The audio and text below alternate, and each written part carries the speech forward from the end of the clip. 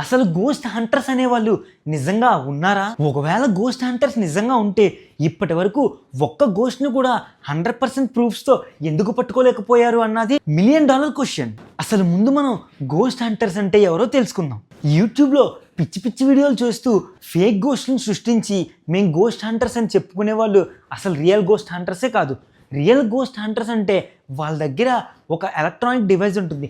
ఆ electronic డివైస్తో ghost నుంచి వచ్చే రేడియో తరంగాలన్నీ వాళ్ళు ఆ ఎలక్ట్రానిక్ డివైస్లో బంధించి ఆ గోస్ట్ ఎటువైపు ఉంది, ఏం చేస్తుంది, ఏం మాట్లాడుతుంది అన్న విషయాన్ని తెలుసుకుంటారు. అసలు ఈ ఎలక్ట్రానిక్ డివైస్ ఎలా పనిచేస్తుందంటే మన పరిసరాల చుట్టూ రకరకాల ఎనర్జీస్ తిరుగుతుంటాయి. ఇందులో మనకి తెలిసిన energies positive energy, negative energy. ఈ డివైస్ ఏదైతే నెగిటివ్ ఎనర్జీ ఉందో దాన్ని స్టోర్ చేసుకుని దీన్ని వాయిస్ రూపంలోకి మార్చుతుంది అనమాట.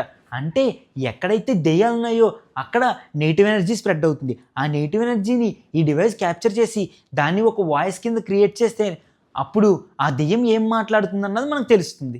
గోస్ట్ హంటర్స్ చేసే పని ఏంటంటే ఈ ఎలక్ట్రానిక్ డివైస్ని తీసుకొచ్చి ఏదైతే మన ఇంట్లో దెయ్యం ఉందంటున్నామో, సపోజ్ మనకు ఒక 4 గదులు ఉంటే ఆ 4 గదుల్లోని ఈ ఎలక్ట్రానిక్ డివైస్ని పెట్టి ఎక్కడైతే నెగిటివ్ వైబ్రేషన్స్ వస్తున్నాయో అక్కడ ఆ దెయ్యం యొక్క వాయిస్ని క్యాప్చర్ చేయడానికి ట్రై చేస్తారు.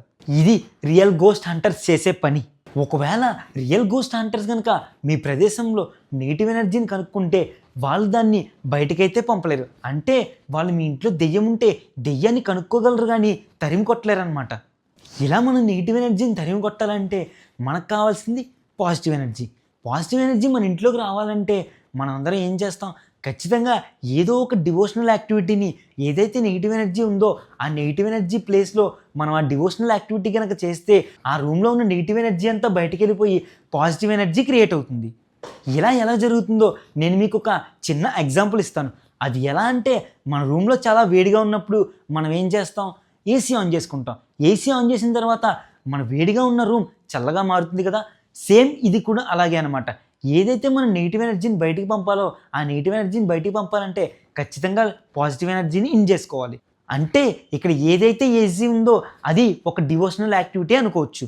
ఆ ఏసీ ఎప్పుడైతే మనం ఆన్ చేసామో లోపల ఉన్న వేడిగాలంతా బయటికి వెళ్ళి చల్లగాలి క్రియేట్ అవుతుంది. ఇప్పటిదాకా నేను నెగిటివ్ ఎనర్జీ అంటున్నాను కదా. నెగిటివ్ ఎనర్జీ అంటే ఏంటంటే ఒక గోస్ట్ అని అర్థం. మనం ఆత్మల్ని నమ్ముతాం కానీ సైంటిఫిక్గా ప్రూవ్ చేయలేం కాబట్టి ఈ ఆత్మలకి నెగిటివ్ ఎనర్జీ అని పేరు పెట్టారు. నేనైతే గోస్ట్లని, గోస్ట్ హంటర్ని నమ్ముతాను. మీరు గోస్ట్ని నమ్మలేని వారైతే నేను గోస్ట్ని సైంటిఫిక్గా ప్రూవ్ చేయగలను. అది ఎలాగో నేను నెక్స్ట్ వీడియోలో చెప్తాను. సో ఈ వీడియో మీకు నచ్చినట్టయితే లైక్ చేయండి, షేర్ చేయండి, మన ఛానల్ని సబ్స్క్రైబ్ చేయడం మట్టికి మర్చిపోకండి.